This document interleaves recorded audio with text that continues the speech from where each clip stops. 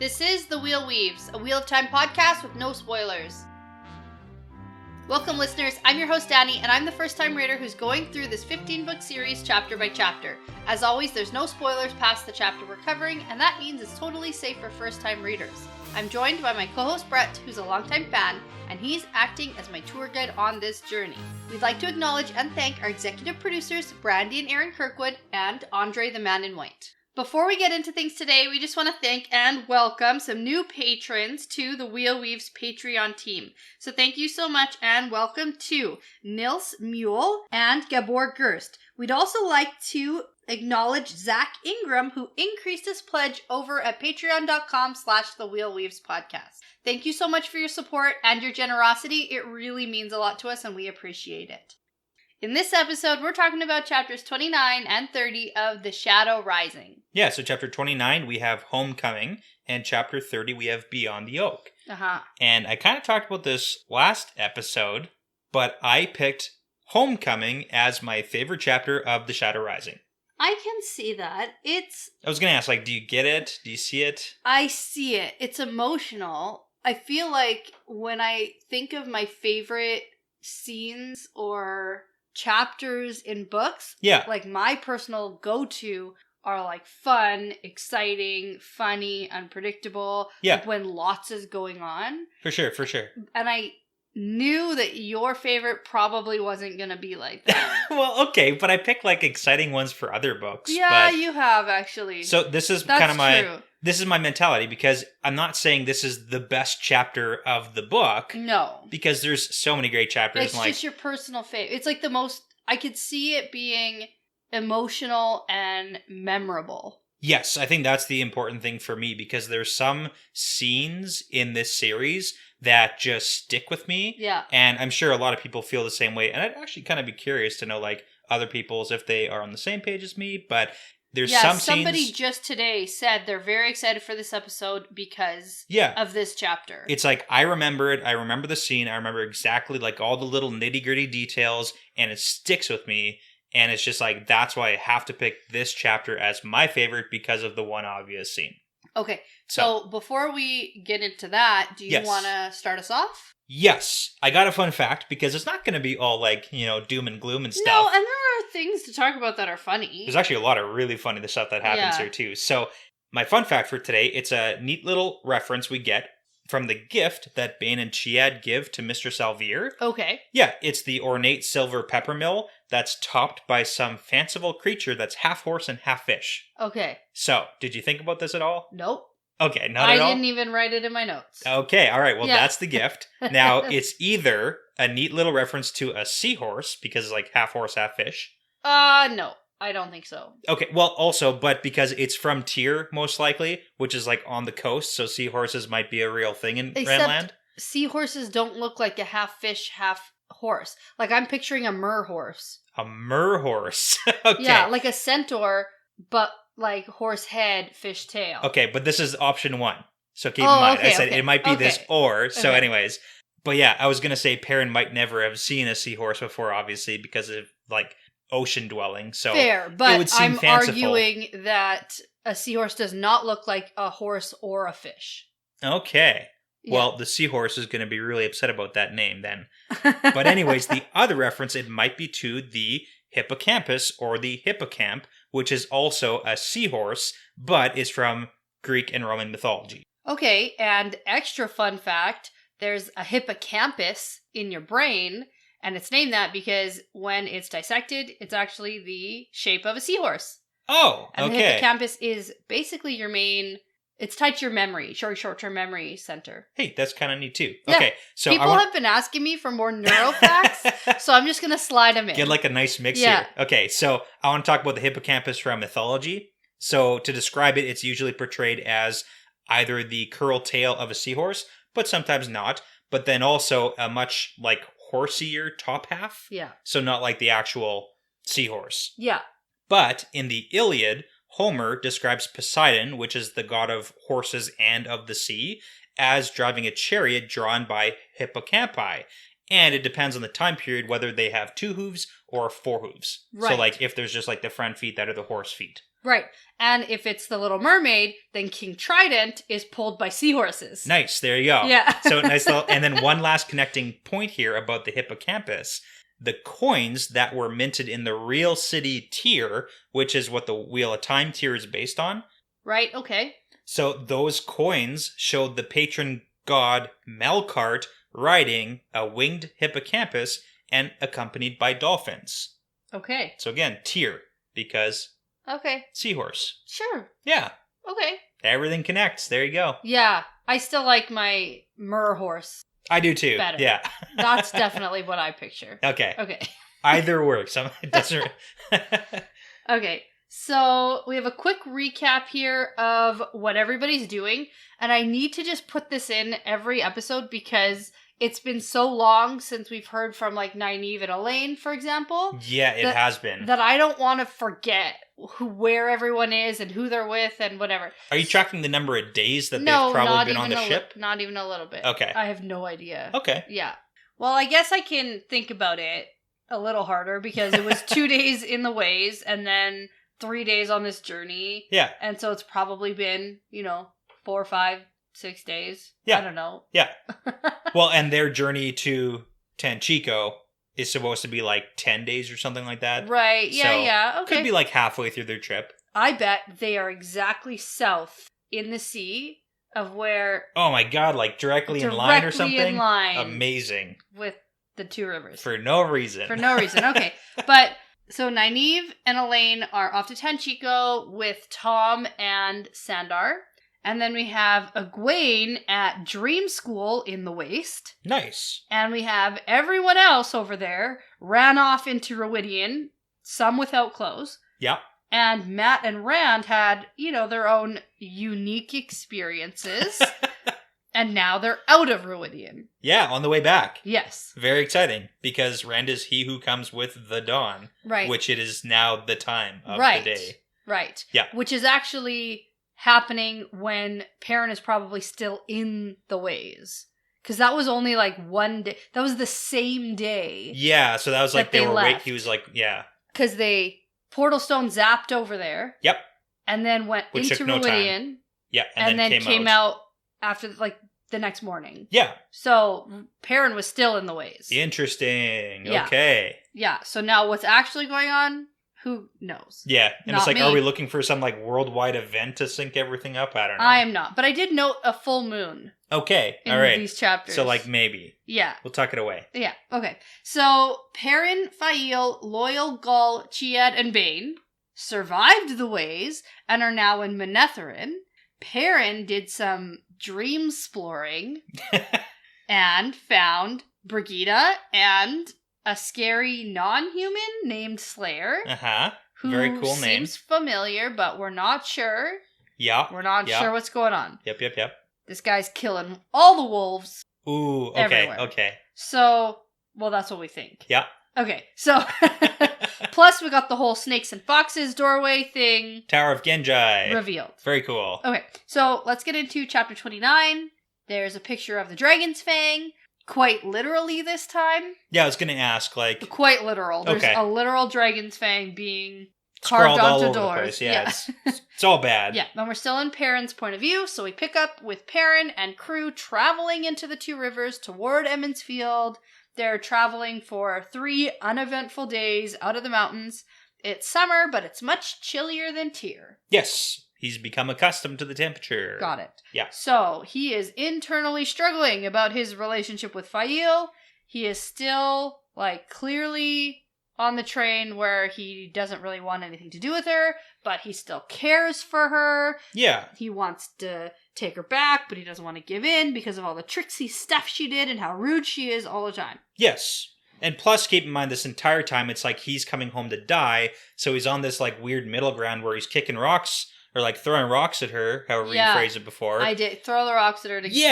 He's still trying to make her go away, but also kind of not, but he's also, reminiscing, but he's not, and it's a very messy situation. It's a mess. Yeah. That's fair. Okay. But he's also concerned about this Slayer, and the fact that there are still no wolves that he can sense. So that's trouble. Yeah. That's bad. So my reception thing in the mountains isn't really panning out. No. It's not. Okay, anyway. So he thinks about his family farm, which is a half-day's ride past Emmonsfield. So I guess like to the east of Emmonsfield. Yeah. And he thinks about his whole family, which, reading it for the second time, is even more upsetting. Yeah, the second time when you took notes. Yeah. It's It terrible. makes me want to cry now. Good. Yeah. Your heart's not dead. It's You not. need to feel something. So just for the whole map's sake, for anyone who is like confused about the location of places, we've got the Waygate in the mountains where Old Manetheren was, and then we've got like 3 days, give or take, to about Rand's farm. We got another half a day into Emmons Field, and another half a day to Perrin's family's farm. Right. Okay. Which goes into the Waterwood, which is on the east side. Right. Okay. So he thinks about how it's his responsibility to protect his family, but he also wants to protect Fail and protect the village and save the wolves. Like, there's a lot of things here for one man to manage. Definitely. So Perrin is leading the group down the quarry road, and we get a hint that he's clearly going to the Althor farm. Yeah. Because that, like, the whole quarry road is what Rand and Tam were traveling down in the first chapter, right? Isn't it called the quarry road? Yeah. Yeah, okay. Yeah, no, you're not wrong. You're not were wrong. Like staring at me, you made me think I was like off. No. I was going to say that this is kind of the whole point I was making about him reminiscing, because in his mind, he's clearly like going over all these different things where, I used to play here as a kid, and the smells and the feels. Well, he's also never left home and come back before. That's a big thing too, right? Going home after you've been away for a long time. Like there's so many things in these chapters that just like, I can relate so much with Perrin. Yeah. That I think that's a portion of why I also love this chapter probably so much. Yeah. Okay. So when we get this hint that he's going to the Althor farm, I started to envision this whole conversation he was going to have with Tam. Oh, yeah. And that doesn't pan out. No, it doesn't. So he gets the smell of char before he even gets to the farm. And turns out the whole farm has just been completely ransacked and burned to the ground. Basically. Like literally nothing left. Right. And it's interesting because when I read this, I thought this was the remnants of like Winter Night still. Oh, wow. Yeah. Okay. Because if it's completely ruined, I could see it's like that. Abandoned. Yeah. But the fact that the smell of char is so fresh, so it's definitely not as old as I was thinking. This is maybe only a couple weeks old. Yeah, and I mean, that makes sense because when we left Emmons Field on Winter Night 4 books ago, we didn't get any follow-up from That's what Tam. I was thinking. Yeah, so that could have happened. Like, we don't know. We didn't see Tam going back to his farm. Like, who knows? Maybe the Trollocs burned down the farm afterwards, and then it's just like the abandoned Althor residence. That's what I was thinking. Yeah. So, but unfortunately, it's not. I don't know if it's like worse because like he rebuilt, probably rebuilt and redid stuff, and then just like okay. But luckily, it looks like no one was killed here. Yeah. So that's a positive. As if Tam could get killed. Right. Yeah. Okay, so this obviously makes Perrin think about his own family and his own family farm, but it's just too far away for right now to worry about. It's clearly like an entire day's ride. Yeah. So I have a question, just like a precursor to these entire chapters. When you first came into these chapters, did you at all suspect anything bad happening to any of the boys' families? Yeah, Perrin's. Oh, to parents? Yeah. You thought so? Oh, yeah. Okay, we never talked about that. I'm surprised. I mean, we'll get into the things I'm surprised about. Yeah. But we just we didn't talk about that. And going into this chapter from last episode, we had so much going on. We did. That there wasn't really room for a lot of speculation. But yeah, I was thinking that the White Cloaks had tied everybody up. I think I did actually mention this. Yeah. That I thought the White Cloaks maybe had everyone sort of tied up and holed up in the Wine Spring Inn, and a couple people died, or, and especially considering they're looking for Perrin, and Dane holds Perrin accountable for his dad's death. And there's gonna be a hostage-y situation. Right, they know his last name, so I thought maybe his family would be hurt or something. Or at least the Luhans, which we do get. Yeah, and a little then bit. I also thought that there would have been something happening to Tam's farm. or Okay, Tam okay. because Fane is there. Yes. Right? Looking for Rand. Yeah. So, I mean, there's a lot that I was speculating on. Like, it wasn't a surprise to me that this farm is just destroyed. Yeah, yeah. So, I don't know. Okay. Yeah. So, it turns out that Gaul is excellent at tracking. Shocker. Yeah. And he says that 2 men came after this happened to gather up what was left of the sheep flock, and they went north. Yeah, and we can probably figure out who that was. Yeah, Tam and Abel Coffin. Yeah, because they're like hanging out in the Westwood from what it sounds like. Yeah. So Fael sort of tries to comfort him, and then he tells her that this is Rand's farm, and she wants to know if his farm is close, and he says no, like really curtly, like he doesn't want her to care about him so much. Well, it's an interesting thing too, because he's clearly, like, we know that they're not really communicating effectively right now, but they haven't talked at all about what they're doing, where they're going. Yeah. And they just showed up at Rand's farm, and she's like, is this your farm? Yeah. And he's like, no. Yeah, it's Rand's. Yeah. And It's like- she's like, okay. But like, he's not sharing any information at all. And it's No. just like, you're still travel companions, but yeah, and she must know that he came from around here.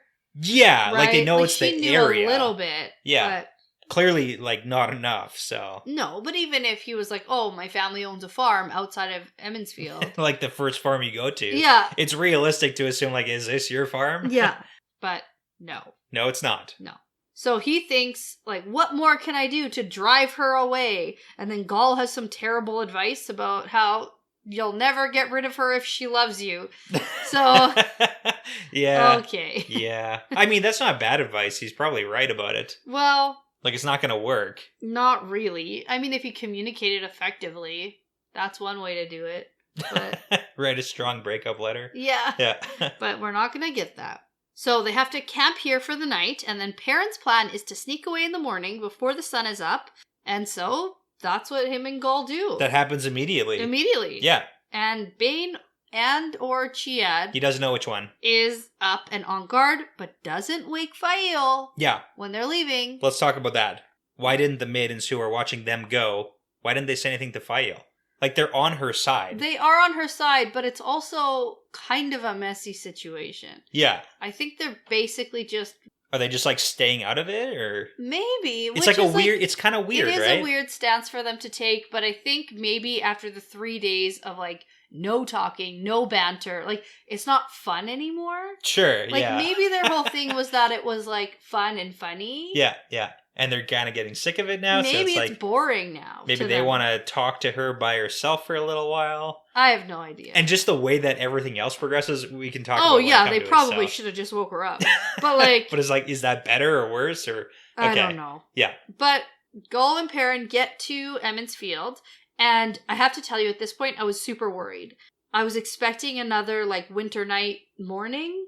Oh, just like chaos? Yeah, well, The village is maybe burned not down. chaos. Yeah, but the village burned down. Also, like, basically looking like Tam's farm, like yeah. why is Tam's farm all in like ruins? But then we get to Emmonsfield and it's fine. Yeah. There's literally nothing wrong. Like, Yeah. no sign of White Cloaks, no sign of Trollocs, no sign of anything until we get talking. Into the reasons But why, like no but yeah. actual Yeah. physical sign. The people are just tending to their cows and Everything's cool, their man. fields and shit. Like, okay. Yeah, yeah. Yeah. But I mean, that's the reality, so. Yep. Yeah, everything they seems do to- give us some reasons, so that's yeah, good. Yeah, they do. Okay, so it's super interesting to me that Perrin goes to the Wine Spring Inn first when he Okay. gets to Emmonsfield. Why? I really thought he would go to the Luhans, who are his like surrogate family. Sure. Like, he's so concerned about his family. Why would he not go see that? Like, that's essentially his like adopted mom and dad. Yeah. Who he's like lived with for probably, I don't know, close to 10 years. Yep, probably. At least that. Well, we saw him get Yeah. given away in the Ravens prologue. Right, when he's like 11 or something. Yeah. I don't get it. Like, You don't? There's a reason. Did he want to talk to Bran? Like, did he want to talk to someone So, this who, is the like, thing. is in charge? Like, There's hints. There's hints throughout this chapter, just a tiny little bit of what Perrin's actual plan may be. And it's like Okay. speculative, so, but this is the thing. Perrin, when he comes into the inn, because he gets there, Like, he goes wide around. He doesn't go through Emmons Field. Yeah. He doesn't want to cause any attention, doesn't want people to see him. He goes wide, goes right Especially to the because end. he's traveling with an Aiel. Yeah. Right? So, and he looks different. Anyways. Yeah. So, he gets to the inn. He ties his horse up. And he thinks it's going to be a short stop.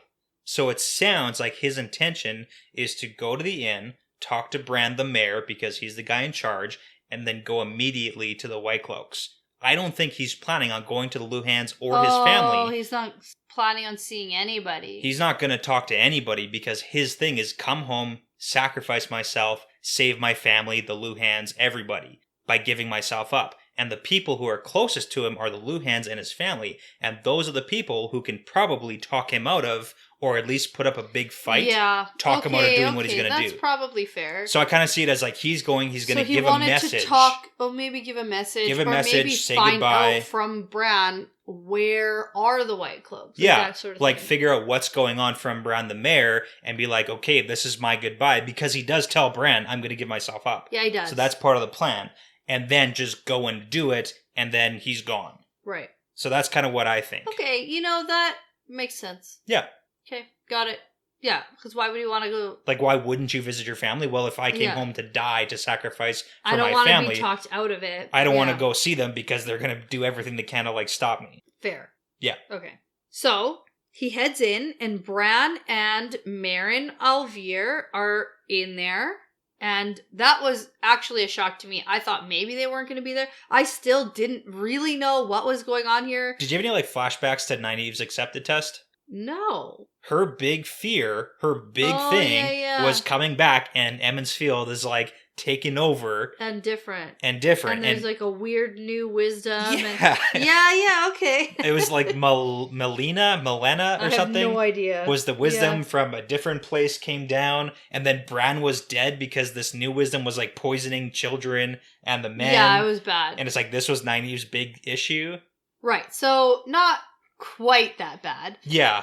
Well, I mean, it's bad, but it's not her worst fear, right? Yeah. I don't know. Okay, so back to Perrin walking in here, and he has to be like, "It's Perrin," because he looks so different. It's me. It's Perrin. Yeah.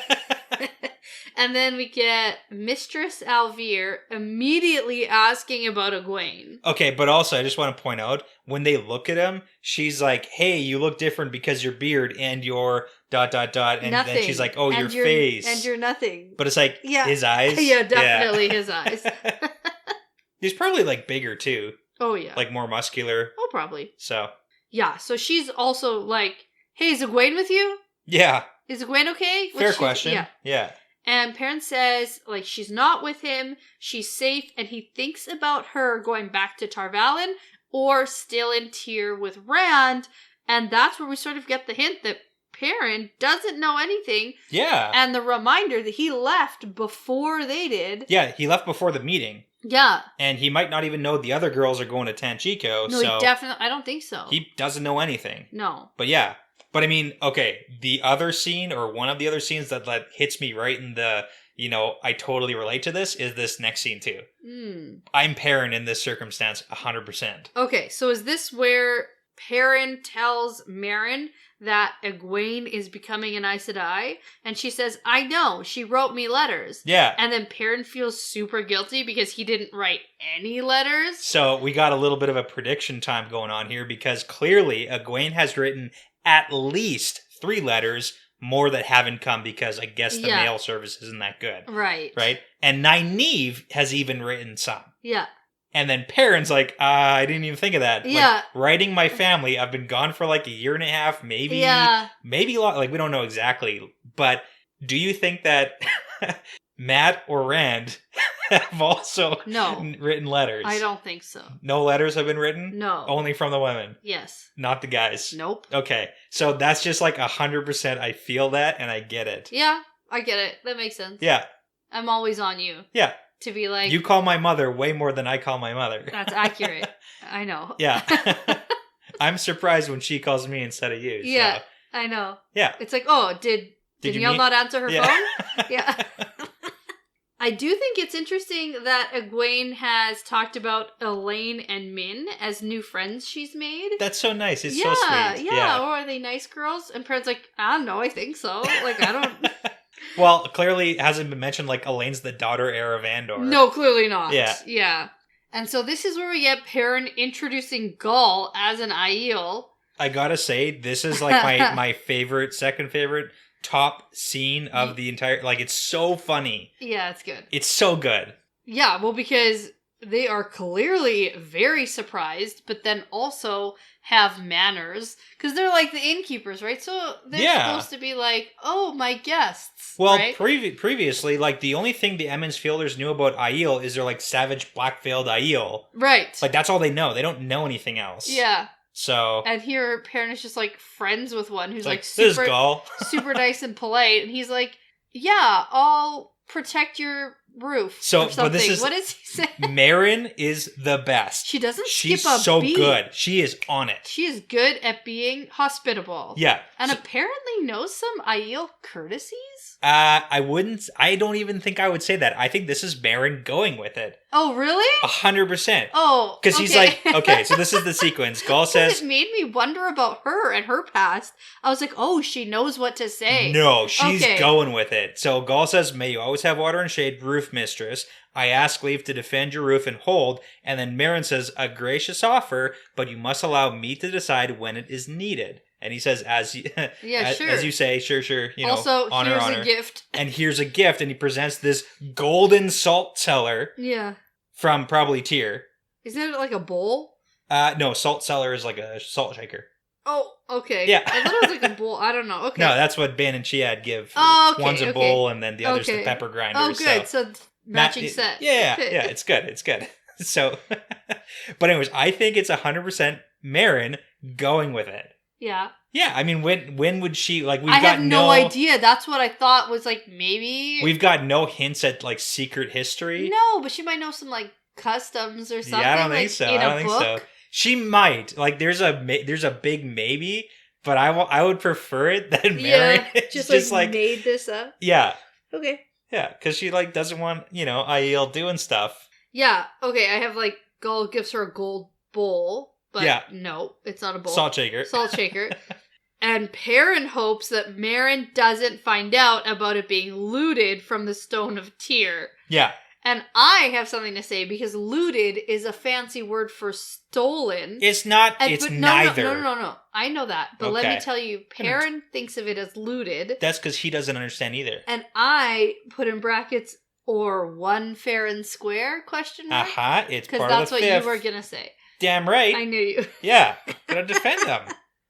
Okay. And they took less than what they were allowed to. That's because they couldn't carry it all. I don't care. It doesn't matter. Okay. Let's get into the big thing. They've never taken over a place like Tyr before. It was so easy. Oh my god. Okay. Okay. So Perrin tells Bran he's here because he heard about the White Cloaks being here. And then so Bran tells Perrin that he can't change anything being back here and it's best that he just leaves. Yeah, and I mean, this is big too because that's why Perrin figures out that they obviously know the White Cloaks are like looking for him because why would they be like, why are you here? You should leave. I'll pack your shit for you. Let's go. Get out of here. Yeah. We also get that Bran says, well, if you got past them at Terran Ferry, then, you know, you should be able to get past them again. He doesn't even want to know. Yeah. Because we don't know about they don't know about the way gates. No, not at all. Yeah. And then we also get that the White Cloaks are held up near Watch Hill. So that was an important thing for me to note because every time that one of these idiot young people were out in the world and introducing themselves, they were saying, like, I'm Perrin of the Two Rivers. Yes. Not of Emmons Field. Yeah. Now, the Two Rivers is a bigger It's slightly place. bigger, yeah. Like, there's, right? So they're sort of hovering in the middle, I suppose. Obviously, they found out about the Luhans and, you know. And Rand's family and Matt's family. Yeah, so, but they're pulled up, like, in the middle. Like, Watch Hill's the middle, right? The middle one? Because there's Terran Ferry, Watch Hill, and then Devon Ride. Oh, Devon's Ride. Devon Ride is, like, south. Yeah. So, I mean, they're like all over the place. Okay.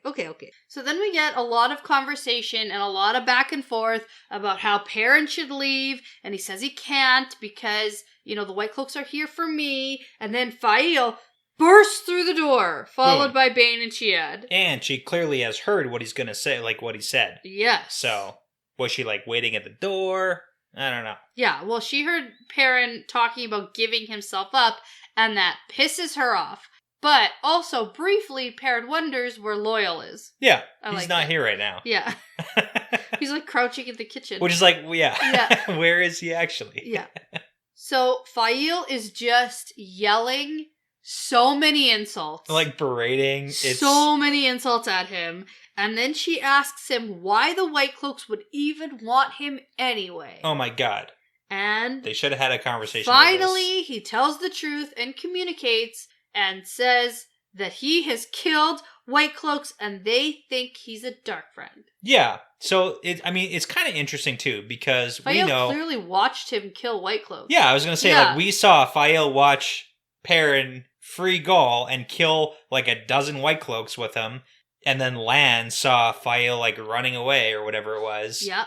But I mean, maybe she didn't like put that 2 and 2 together where he was caught from that. Because to be fair, we don't know if he was caught from that instance. No, I don't think he was. It doesn't seem that way. No, but then he tells her, and I also killed 2 others, and that's how they know me. Yeah. So he doesn't tell anybody about the whole I've been White Cloak prisoner. Yeah, like, I got tortured. Well, and especially when we get into the fact that other people he knows and loves are being held captive by the White Cloaks, and he knows what that's like, and it is bad. It's bad to be. So that's why he's so adamant about freeing those people. Yeah, it's worse when Fane's on their side too. So definitely, but I like that Dane doesn't really seem to like Fane. Okay, so we got Meryn and Perrin. Yep. And we got Dane and Fane. And Elisa Lane's not in this very much. At least, yeah. Yeah. So Fael is still just berating Perrin, and then Meryn asks, would you introduce me to this woman who thinks so highly of you? That's why I'm saying Meryn's the best. Yeah, she's hilarious. This is such a funny line. I know, she's really funny. Well, I think we really get a lot of Meryn Alvear's character here. Yeah. And which we have never got before. No, we haven't. We also know that Egwene is quite fierce and sassy. Yeah. And we know that this is probably because of Meryn. Her mom. 100%. And so we got some insight to like Egwene's upbringing. Yeah. Right? Imagine growing up with this as your mother, right? So Fael is super embarrassed and apologizes profusely. And then Bane and Chiad are introduced and also give Meryn some gifts. And I gotta give. She just like accepts it. I gotta give Meryn points here because as she's given these like clearly super expensive, probably the most valuable things in the Two Rivers are pretty close, like gifts. She's just like doing a casual inspection, like, okay, these nice. Yes, Thank you. Very nice. Yes, and then gives compliments all around. Like she doesn't forget her manners. Yeah. She tells Bane and Chia that their hair is very shiny. Yeah, very nice. Yeah.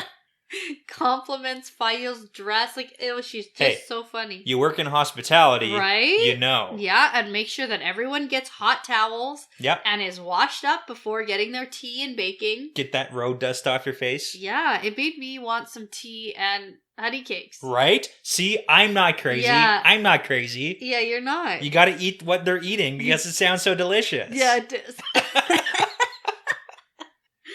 Also, I want apple brandy. A cup of brandy. 100%. So Perrin is a real man now.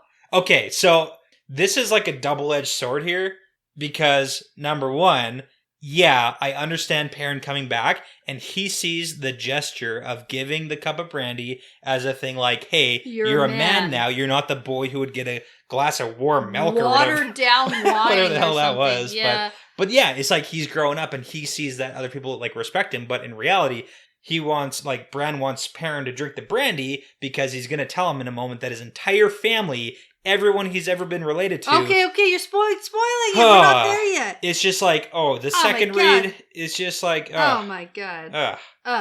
Gets you in the feels. It does.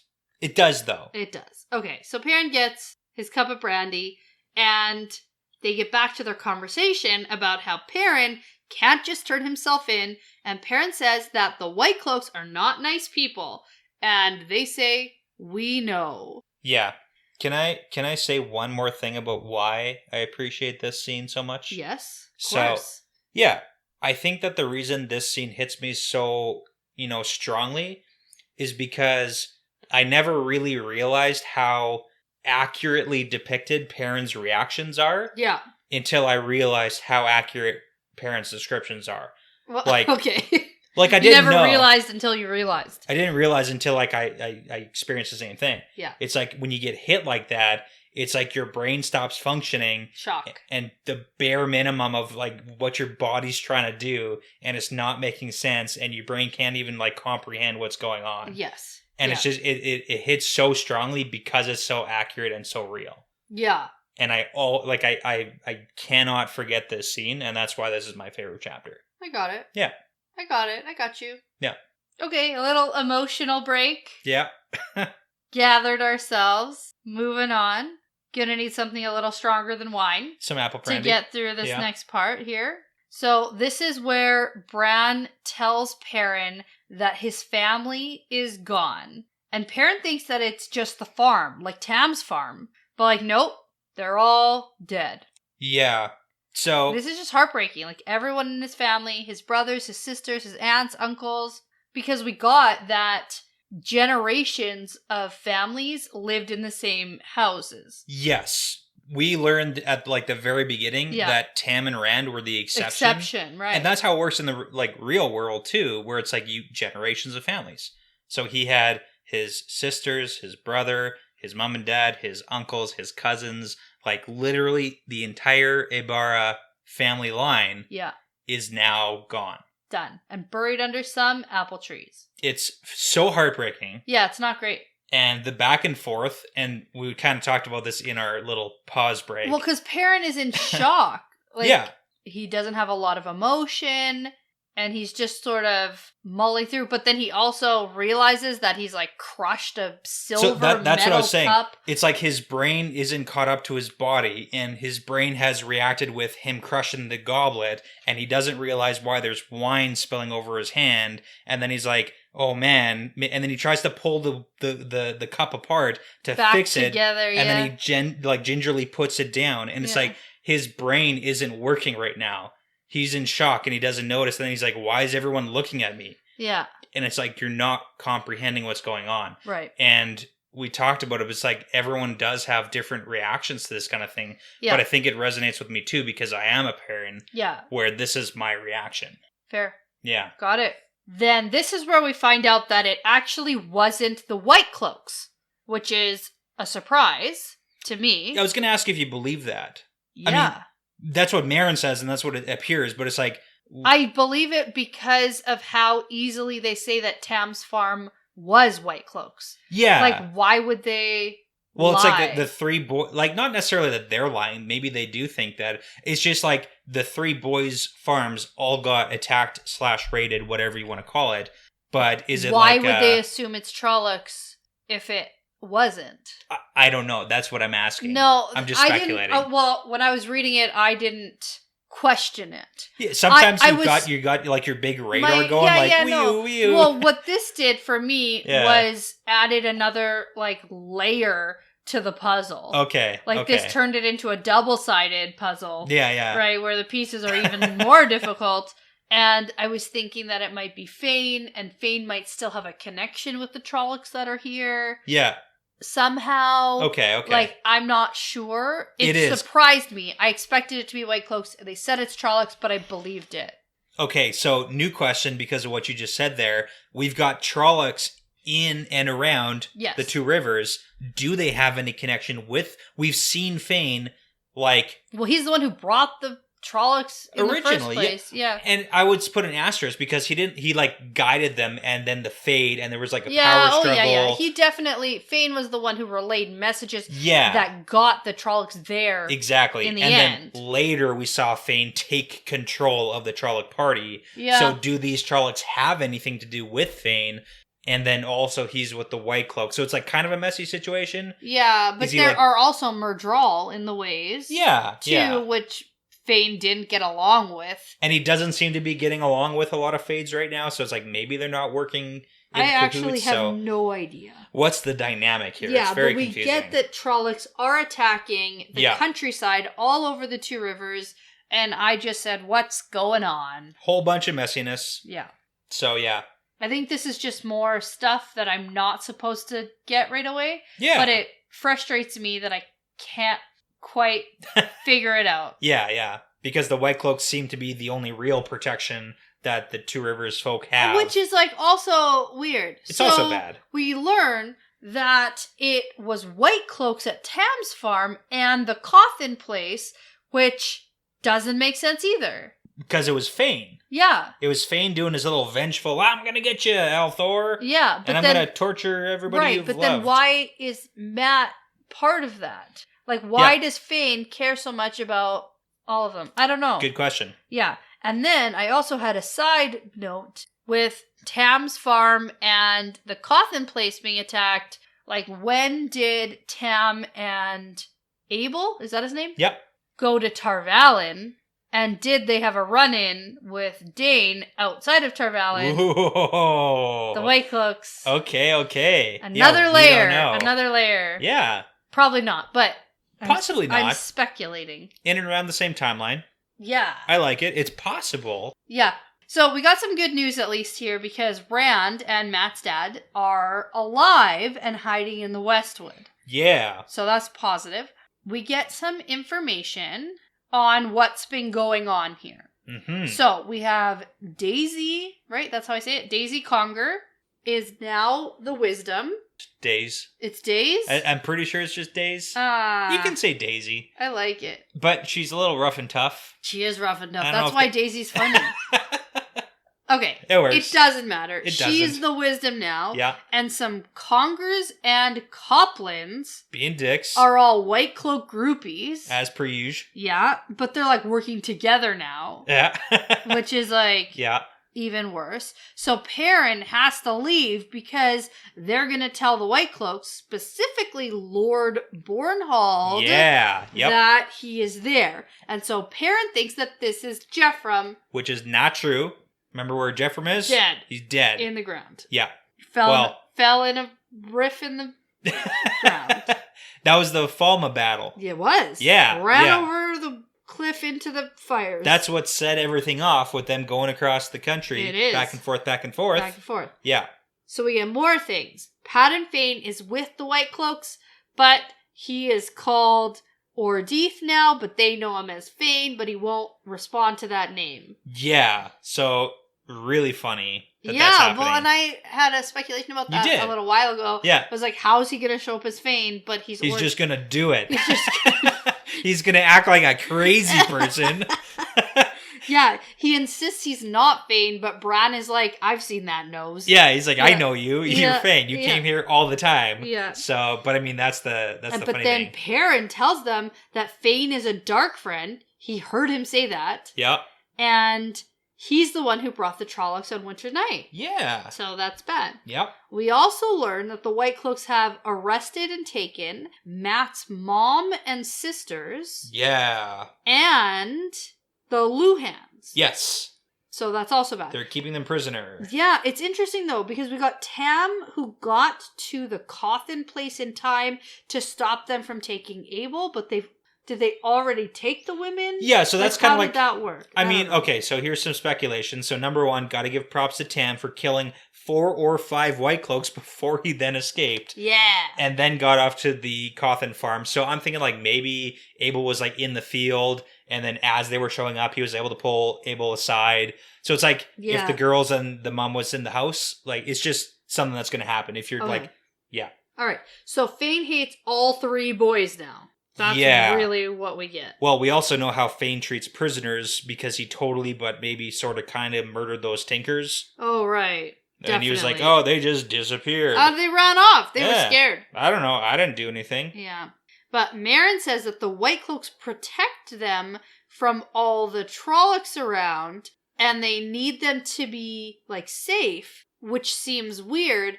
And now that we're chatting, is it possible that the, quote, Trolloc attacks are just the White Cloaks or possibly Fane orchestrating attacks and then telling the village people it's Trollocs and being like, you need us for protection. Because what could the White Cloaks actually do against Trollocs? They're like pretty ineffectual. They would all die. There would be like 5 Trollocs and all the White Cloaks would die. I gotta clarify. Are you saying that it's like there aren't actually Trollocs and it's just make-believe and Fane is taking like a group of White Cloaks and murdering people? Or is it like a Fane playing both sides of the board, controlling the Trollocs to attack somewhere and then using the White Cloaks to like fight them off or something? I honestly feel like maybe there aren't Trollocs attacking. We haven't seen them from what we say. Like, Meryn hasn't been like, I've seen Trollocs. It's a little gruesome. Yeah. But Trollocs eat... They eat people. People. They do. 100% they eat people. But at the, not Luhan, the Ibarra farm, there were bodies to bury. There were all the bodies from what it seems like. Yeah. Bran wasn't like, oh, we only found some bits of... Right. People, like all the people go in the cookpots. If it was only Trollocs attacking the farm, okay. Why would there be all the bodies there?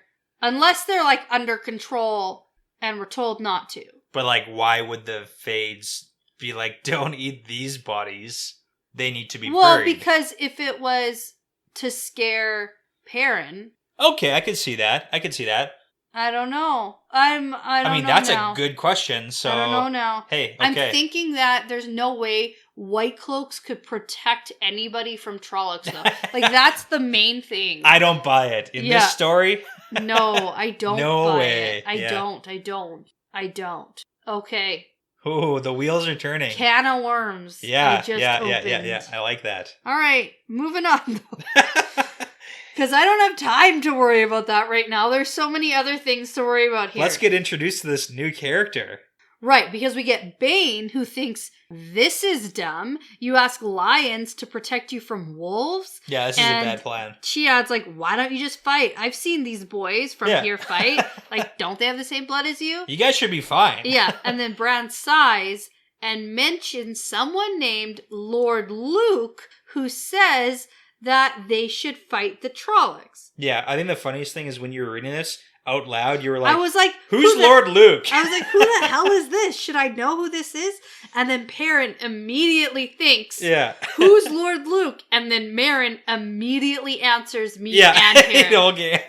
It's like, just we all get answers. Keep reading. It's like right there. So. Just read the next sentence. So he's some guy, a hunter for the Horn, and I was wondering... I got a big question. What is the name of that, like, arrogant asshat? Orbin. And his horse was named, like, Lion or something? Yeah, he's the worst. Saying that but there was someone who Fael talked to who was gonna hunt for the Horn in Manetheren. Yeah, that was Orbin and his buddy Gan. Right. Well, no, they wanted to go to some forest south of the Two Rivers. Yeah, like in and around area. Right. And then Fael was like, ooh, I've heard of Manetheren and, Aes Sedai stuff. And she thinks the Horn is in the Mountains of Mist. Yeah. And then later finds out that the Horn has already been found. Yeah. And blown. Shoot. So it's like hunters clearly know about the Manetheren area as like a possible... Okay, so I think this guy's clearly someone that Fael knows. Yeah, that's what I was going to say. Yes. It's like, because she's totally dodging the question. She does, 100%. She dodges it for a good reason. Yeah, I mean, it is good to make Perrin recognize that his family is dead and he needs to grieve about it. But also, I think she's changing the subject because she knows this guy. Yeah, that's like a big question. And she wants to avoid that. Okay. So yeah, she yells at him, basically, about his family being dead and how he has to grieve. And she stands up and holds his head to her stomach. And he starts crying, and he thinks that he's, like, crying like a baby, and he mentally is thinking the things he thinks he's supposed to think. Yeah, right? It's, like, kind of sad. Oh, this is embarrassing. It's sad that he feels shame for crying over his entire family line being murdered. Yeah. So, like, that's sad. And she's just, like, stroking his hair, which actually makes him feel better, but then he's like, God, I'm like a child. Yeah. It's unfortunate It's actually very endearing. Yeah. Well, okay. No, her response and her actions. Her response, yeah. It's like, I wish that parent didn't feel that kind of way about it, but it's like, that's part of the upbringing. So, 100%. Yeah. Yeah. Yeah, and that's the end of this chapter. Yeah. And then we can get right into chapter 30, because we're just picking up. Yep, same. Okay, now I do have to tell you, I actually was so interested to just keep reading, because I thought maybe more interesting stuff was going to happen. Yeah. I didn't read the chapter title, and I didn't look at the picture. So, at all. Oh, yeah, so you skipped that. Okay. I completely skipped it. It's a total giveaway. It is a huge giveaway. Oh my god, it's such a giveaway. And I missed it. Even when I was writing the notes and I write in what the chapter title is, I had to go look. And I looked at it and went, Beyond the Oak? I'd never read that before. Okay. This is new information. Yeah, so chapter 30 is Beyond the Oak, and the picture is like the Aes Sedai Sidar picture. Yeah. Which makes a lot of sense. It does. Okay. So we pick up where we left off. Perrin is continuing his crying. Everyone else has left the room to give him some privacy. And when he's done, Fail sits next to him. She holds his hands, and he thinks about how beautiful she is, which, I mean, haven't talked for a while about Perrin thinking that Fael is beautiful. Yeah. Remember how he wasn't sure it was at like the a beginning? It was like a weird hot. Yeah, well, he was like, I don't really know. And now he's super into her. Yeah. I have a question. Do you think, after this instance, their relationship is going to change now? I hope so. Are they done with the pettiness? Now that the family is dead and all those hard things? No? They're still going to keep going Maybe, with that for the next, day. Okay. It's like a intermission. Yeah, I feel like they're going to have their ups and downs always. Okay, that's fair. She is way too hot-headed. I don't know. They're both jealous. They're both petty. They're both immature. Yeah. They got a lot of learning to do. Yeah. Let's be real. Okay. So, no. But this is something that's definitely going to draw them closer together. Okay. So, he's thinking about how he can make it up to her for treating her so badly over the past couple days. And that part annoys me because she's also treated him like shit. Yeah, okay. I think she's in the wrong in this scenario. More so than Perrin. Yeah. Okay. Because when somebody says, don't do a thing. And then you do the thing. And not only do you do the thing, but you trick their do it even harder. nicest best friend into doing it. It just... Yeah. It's worse. It's bad. And then make fun of him the entire time. I just hate it. Okay. So, anyway, he's guilty. Feeling guilty about it. That's bad. He says that he agrees now that he can't just give himself up. There's no point. And he has to get the Luhans and Matt's family free from the White Cloaks. Yeah. Because he told Matt he would protect this family. He's got plans now. Right. And now, I do have a little bit of a side question. Sure.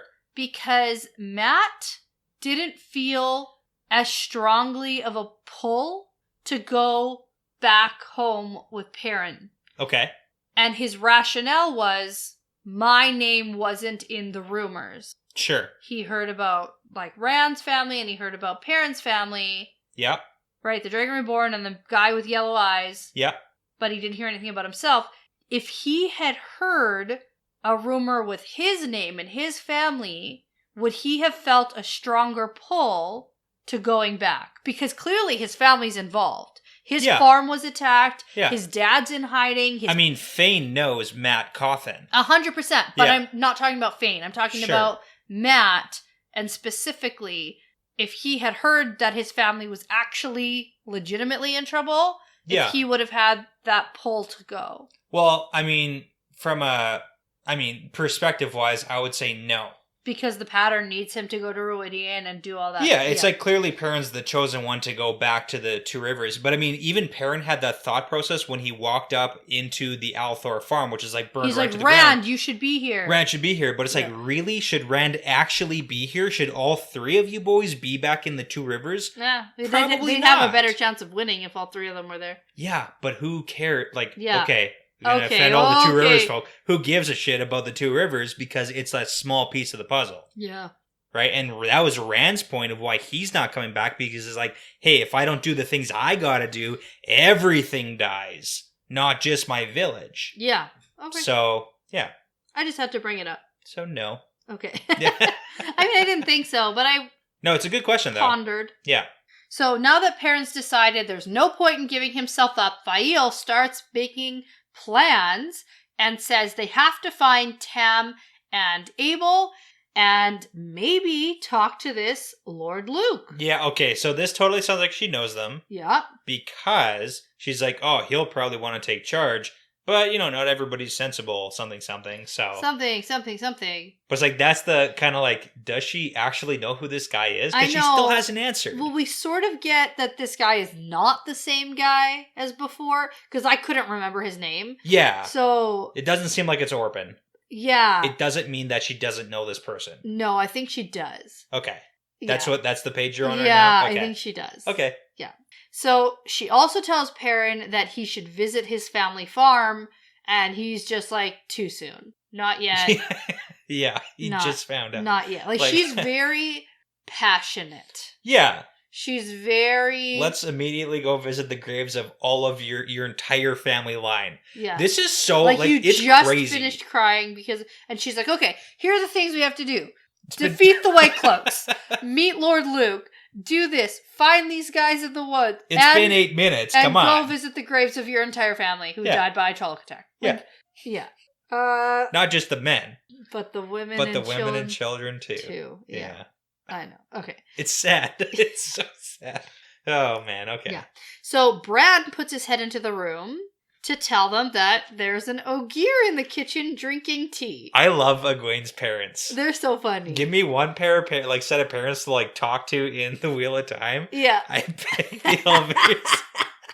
Even just this, he's so big, and he's does a little imitation of the Ogier hand with the tiny cup. Yeah, drinking tea. It's so funny. Turns out they give him a soup bowl to drink his tea because they're so accommodating. Yeah. Yeah. They're so funny, and it's the sarcastic wit and the oh man, I just love it.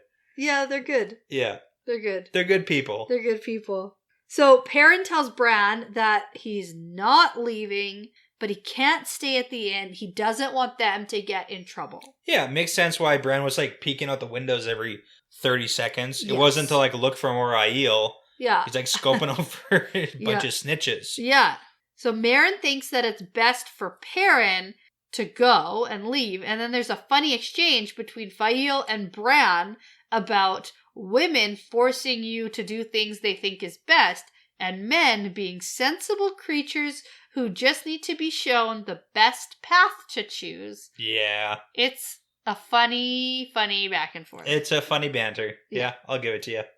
So in the kitchen, Meryn is doing her best, pretending that having an Ogier and Aiel in her kitchen is completely normal. Again, she's going with it. She's going to have a breakdown. She's going with it. She's got this. Well, she already had 8 shots of brandy, and she's going to have the shakes later. She's much wealthier than she was prior because all this gold merchandise that the Aiel gave to her. It's a little unnerving, and she's trying her best. Yeah. So Loyal sees Perrin and says that he's sorry to hear about his family, and he will sing to the apple trees before they leave. That's so sweet. Yeah, it's really nice. Yeah. So Perrin says that there's work to do before he can go. He has plans to find the men and then rescue the people from the White Cloaks, and he has vague plans about the Trollocs too. Yeah, no big deal. Yeah, and Loyal says, of course I'll help. It's all the same fight. Yeah. Plus, there might be a Perrin chapter in my book. So Gull says that he owes Perrin a blood debt, so of course he's in. Yeah. And then Bane and Chia look at Fael for a nod before agreeing. Yeah. Yeah. Just to double check because they're still on Fael's team. Yeah, they're like, are we doing this? And Fael's like, yup. And they're like, yup. It's kind of obvious that, obviously they're all going to stay, but I appreciate that they're, showing solidarity to Perrin, who's just lost his entire family line. Yeah. There is that aspect of it, too. They all get it. They all understand what's going on here. Absolutely. Just we're with you, Perrin. Yeah. So Meryn is like, you're all idiots, but I can see you're serious, so let me show you where you can hide the old sick house in the woods. Yeah. So Bran says, I'll take him, but no, he's the mayor, and he's going to attract too much notice in the village if he takes them. And Meryn's pulling the old sneaky. 100%. Lots of strings she's pulling. Yeah. Absolutely. So Meryn's going to do it. they're going to go separately and meet up at a split oak tree beyond the village. Yes. So they go out to the stable, and stupid Senbui is there. Like, immediately ruin the plan. Oh, crap. So, he shouts, Trolloc! When seeing Loyal, and then Marin calls him an old fool and goes off on him about doing some shitty job on some lady's roof. Yeah, so it's basically a battle of wills here between Marin and Senbui, and Marin clearly is going to win. 100%. But I gotta appreciate that Fail was immediately gonna fucking murder this guy. Murder. She was ready for it. Like, she pulls the knife and she's like gonna kill him. And Perrin's like, whoa. Yeah. He might be crotchety, but... Well, yeah, because then this is where Senbui sees Perrin and it's like, it's you. They're looking for you. You ran off with an Aes Sedai and became a dark friend. And he says that's when the Trollocs were here before and now they're back. And also, what's wrong with your eyes? Are you sick? Yeah. And he's just like going off. Yeah. Blah, blah, blah. Complainer man. Take all your ideas and roll them up into a tight little ball and then shove them up your butt, Senbui. Right. And Fail draws her knife and Perrin puts his hand on her arm to, like, ease her. Oh, man. So Marin tells Senbui to keep this to himself or she'll set his wife on him. Yeah, pretty much is what happened. Happening here. So. We also get a tidbit about the White Cloaks coming in, ransacking the place, and taking 6 of Bran's books. Oh yeah, blasphemous books. And lecturing him about blasphemy and blasphemous writings. That's called religious zealots. Is that what that is? That's what that is. Makes sense. Book burnings. Yeah, okay. Nothing like a good old-fashioned book burning. Right. So, Senbui's gonna try to stick up for himself a little bit. He gets a little defensive. And he says he's going to bring this up with the council. And then Marin says that this is Women's Circle's business and finally shuts him up. Yeah. The end. Yeah, that's the exchange. It's actually not that exciting. Nothing much happens there. No. Senbui is kind of like a just crotchety old man complaining about things again. Yeah, well, I remember the first time we met him. The same thing. In, like, the first chapter, and he's, like, in front of Bella, like, not letting Tam walk by. And then basically it's just like, do I have to set your wife on you? Or are you going to calm down? Like, was he complaining about Nynaeve and her weather telling or something? Yes. Yeah. Yeah. And she was too young. And Tam's like, that's women's business, man. Hey, man. Yeah. I mean, were we expecting him to change in the last year and a half? No. He's worse. No, we weren't. He's worse, I think. So Fail is impressed with Marin, but she thinks that Senbui will hold his tongue. Like, he's not a Copland after all. Right, he's not. He reminds me of, like, a Chihuahua. Just, like, yapping like all the time? Like a little, or like a Pomeranian, like a little yappy dog. Yeah. But who's never actually going to hurt you or attack you. Like, he's just going to be really annoying and bark at everyone who walks by your house. I get what you're putting down. But I agree. He's not actually going to attack anybody. Yeah, I agree. I like it. And I mean, I'm probably going to get some people being like, I was attacked by a Chihuahua. But, well, we weren't talking about that Chihuahua. Yeah. He's not like a pit bull or something. Like, he's not like a big, like, I don't know. Doesn't matter. He's just a yappy guy. Yappy guy. Yeah. So, Perrin and Loyal go around the outskirts of the village. The Aiel do their sneaky sneak Aiel thing. And Marin walks through the village, and they all meet up undetected at the tree. Yeah, and I gotta say, I love that Loyal is digging these trees. Yeah. It's like walking through, he's like, these trees. Oh, big guys. Yeah. Yeah. It's like he hasn't seen any really good trees, and like finally he's getting some like good trees. Yeah, he loves it. Loves it. Good point. Okay.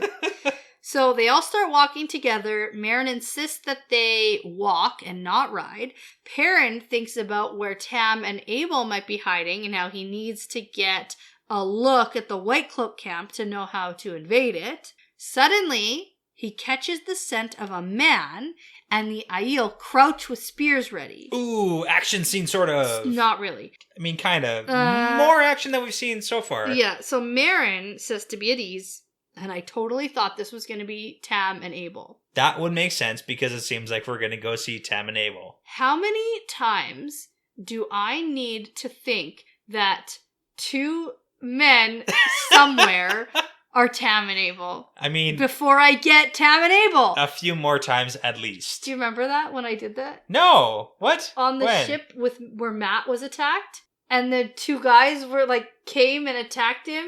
And I was like, oh my god, it's going to be Tam and his dad. Because he immediately thinks about what his dad taught him. And I thought it was his dad's voice. Oh my god, I do remember that. Okay. Yeah. Yeah. Okay, you need a few more times. Yeah. I'm not going to get it. Because I was like, oh, they're... I mean, at some point, we should run into Tam and Abel. We're in the two rivers. We need them here. We're here. We need them here. Okay. Oh, no, they've died. You're too late. No? No? Okay. No, that's stupid. Okay. But they're definitely not on a ship. No, with that Matt was really and bad. Tom. That was crazy. Okay. So... There's all of a sudden two men here, and I said in my notes, well, what do you want me to think? So they're wearing shifty cloaks. Yeah. And Ooh. I thought still that this was Tam and Abel, and they... Why? Well, because they're hiding in the woods. They don't have shifty water cloaks. I don't know what they have. I have some serious speculation about Tam's past. They're not warders. I have a speculation that Tam was a warder. And he's just got a bonus extra shifty cloak in his... He had a trunk with a heron marked sword in it. What else was in that trunk? Okay. Shifty warder cloaks. You know what? I can understand that. I get where you're coming from. And they're hiding in the woods, so why not have an invisibility cloak with you? Makes sense. But now I said it. I said the invisibility cloak thing. And I've been avoiding it a little bit. Do you want another Harry Potter reference? Yeah. What? So the whole, and this is not actually from Harry Potter, but the whole burning the blasphemous books. Harry Potter, notably, a lot of people burned a bunch of Harry Potter books for blasphemy. It's the devil's work.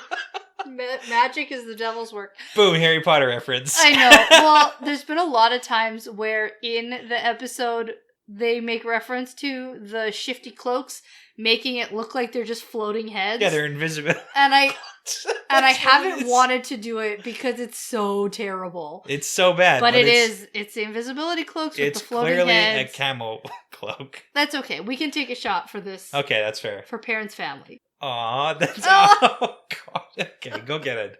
Characters we never met. Go get this. It doesn't matter if I've met them. Okay. Go get the saddest shot glasses you can find.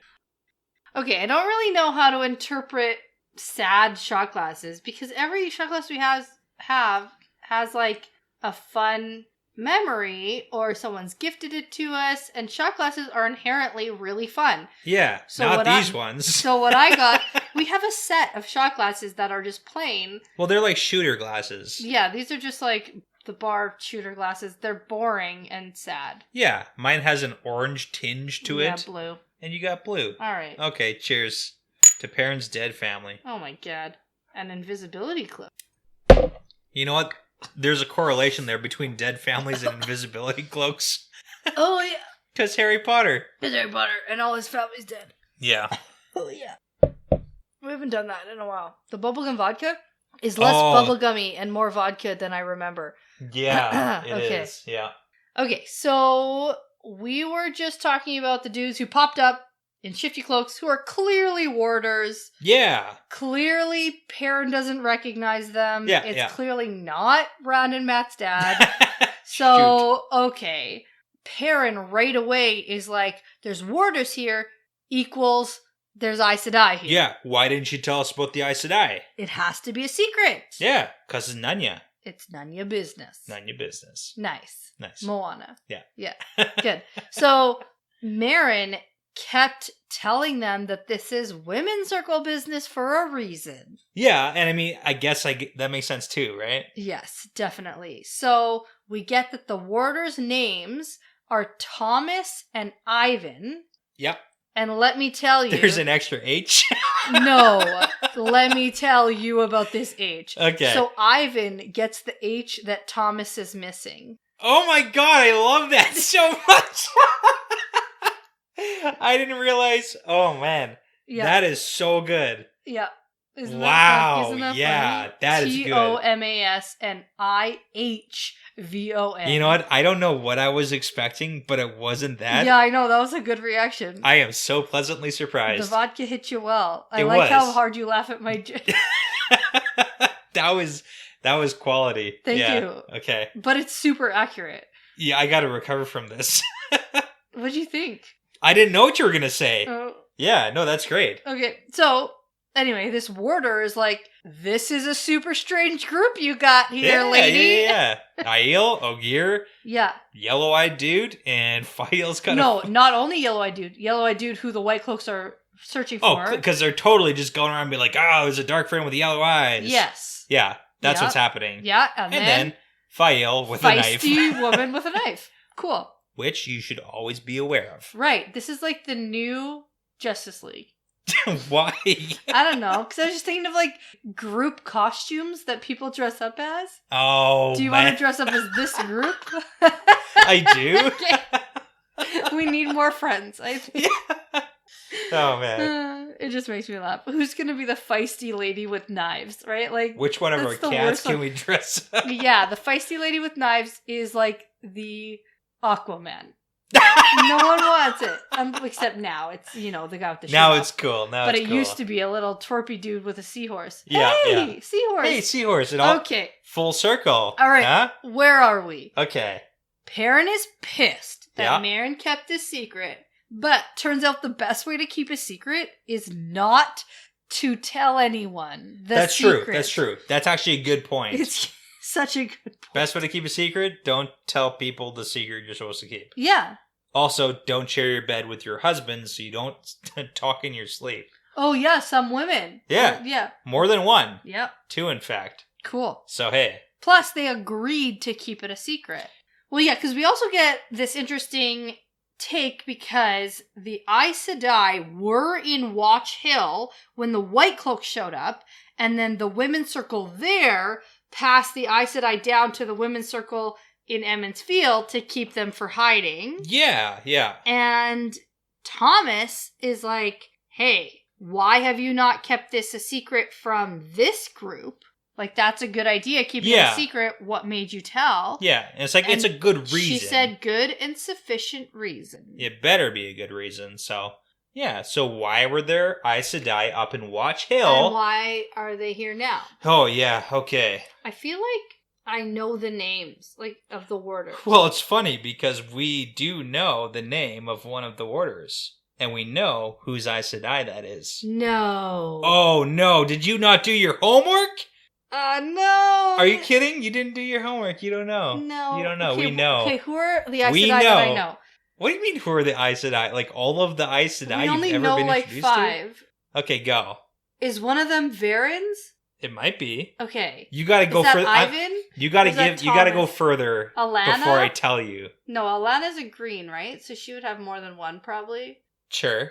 I mean, that fits. Logically, it makes the most sense for this to be Varen. Okay, hold on. Because Perrin's big concern, because he's like, oh man, there's Aes Sedai, but there's also Aes Sedai. Because the whole Red Aja thing. Yeah, but then he comes to a consensus that, at least they're not Reds because Reds don't have warders. Yeah. And, a green with, a party of warders wouldn't just show up here with a red. That's the only way there could be 2 warders with 2 Aes Sedai and one's a red. Okay, I get You that. see? It's one math. green and one red. Right, and the it's green, simple math. And the green gets 2 warders and the red gets none. Yeah. But I can't see reds and greens being best friends and hanging out together. That makes sense. Hiding. Okay, so let's logic this out. We have heard of one of the warders' names before. Is it Ivan? Is it Thomas? You can't. I can't remember. Okay, go further. Try. That's the best you got? Do you want me to tell you? I'm gonna tell you. Okay, I'm gonna tell you. You should just tell me. Okay, so we heard, and I can't believe you don't remember this. In The Great Hunt, we learned that Varen. Thomas is Varen. Varen's yes! warder. Good. Okay. Good. See, I knew. Yeah. But this is the thing. There could be There's a big asterisk. There could be more than one guy named Thomas who's a warder? Well, not with no H. When Moraine took off in The Great Hunt, then Leandrin took off after her, Yeah. And then Varen took off after her without her warder. Right. Varen went on the whole escapade. Yeah. And then when she went to the tower with Matt to heal him, Thomas was not with her at that point. Oh. The question is, Thomas is most probably Varen's warder. That's the one we're talking about, because there's probably not two warders. Yeah. But is Thomas with and reunited with Varen at this point? Yes. For no reason at all. Varen is here with Thomas. Because it's literally Ivan, a flip of a coin, and my gut says, yes, Varen's here, because... Who's Ivan here with? Varen's friend. Varen's friend? I like it. Okay. New Aes Sedai, or we've heard of Aes Sedai before? We need that as prediction. I want new Aes Sedai. New Aes... Ooh, okay. I hope it's new. Yeah, it's either that, or maybe, like, one of Varen's, like, brown sisters, and they're here to, like, learn about Manetheren or something. Like, I don't know. What's Varen doing, if she's here? I think that Varen has actually learned quite a bit on her travels with the hunt for the horn and stuff. That makes sense. Because there was a lot that she probably took out of all of that journey. And she's just taking notes. And then we just, like, never heard from her again. So I really hope that this is Varen with Thomas. Okay. And I hope that it's a new spunky Aes Sedai. Ooh, a fun matchup. Yeah. Spunky and then Varen. Yeah. Yep. Okay. I like it. Okay. So we got good reason for spilling the beans. And Perrin thinks about this, like, being in hiding with an Aes Sedai. But, at least they're not bad Aes Sedai, probably because they have warders. We just talked about that. And when you say bad, you mean red? Red. Oh, come on. That's not what defines a bad Aes Sedai. Well, that's true, because I'm still on board with Elida. So... Yeah. Yeah, except that, like, mostly they're just, like, awful. So... Okay, anyways. Yes. Yeah. So Perrin doesn't seem to have much of a choice but to trust in what's going on here and hopes that the Aes Sedai will help him save his home. Yay! The end. Yeah. Okay. That's the end. That's the end of this chapter. I hope that my favorite chapter of the book did a little bit of justice for you. Yeah, it did well. Yeah. This resonated more with me than the flicker. I get that. And now I can't wait to be done, like, more of these books and then go back and read and get to that flicker scene and have it actually be meaningful to me. That one still, you just like, no? No. Nothing? Okay. It was my first read. Okay. I don't know. Like, I just feel like that is a reread classic. It is, yeah. It has to be, I agree. Right? So I agree. Because you have to understand more of what's actually happening in the story. Well, I got good news for you then, because some of our upcoming bonus episodes we're going to do, we're going to re-talk about some of the best chapters that we've read so far. Right, and we did get a question about whether or not we were going to go back and reread the prologue, like Dragon Mount. Yeah. And see now if, knowing what I know now, I can pick more out of it. Yeah. Because that whole first episode, the entire time, I was like, what the fuck's happening? Yeah, crazy guy with a head injury is talking about dead people. Yeah, they were playing hide and seek. Like, it was like... It's so good. It was so bad. And there's so much to talk about. But then I was also thinking that maybe the prologue, like the Dark Friend social, like I'd be able to pick more out of that too. Wait, are you saying we're just going to start our reread podcast right now? No. Not yet, okay. But select chapters... For fun bonus episodes. Yeah, we're going to do it. Why not? Yep. Okay. I think that covers this. Yeah. I am excited to read on. Mostly because either if we continue with this, I'll be happy. But if we get to where anyone else is, I'll also be happy. Like, I feel like... There's so many things happening. That's why people like this book so much. Because every plot line is exciting. Well, the good part is now that we're expanding the plot points of where people are...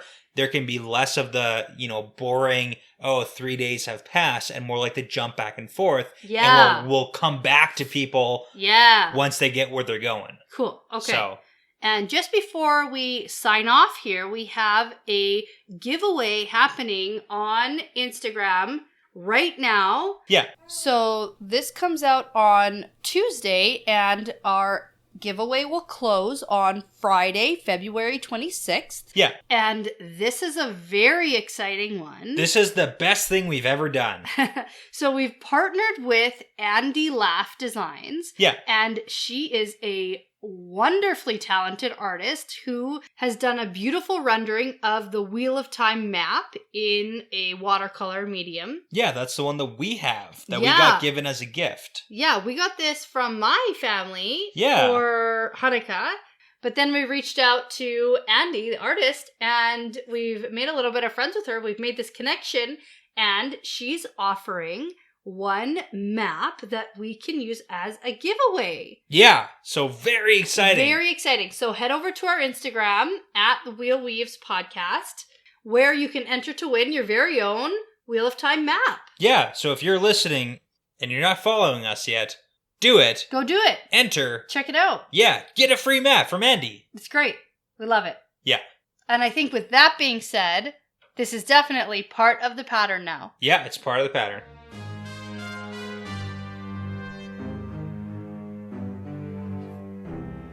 Thank you so much for listening to this episode. The Wheel Weaves is hosted by Dani and Brett, edited by Dani, produced by Dani and Brett, with Passion Socks, Mozheim, Moltude, Benjamin, Vince Lewick, Michelle O'Brien, Sarah Wyatt, Jamie Young, Cody Fouts, and Giannis. With music by Audionautics.com. If you're interested in some of our Wheel Weaves merchandise, such as shot glasses, frosty mugs, t-shirts, hats, and more, you can head over to newcreationsbyjen.com, and we are located in the groups or collections section. If you're interested in supporting us and helping us to make really great content, you can head over to our Patreon at patreon.com/thewheelweavespodcast, and you'll also get access to some really great bonus content like early access to our regular episodes, bonus episodes, unedited video episodes, access to our live recordings, monthly Q&As, and more like stickers and keychains.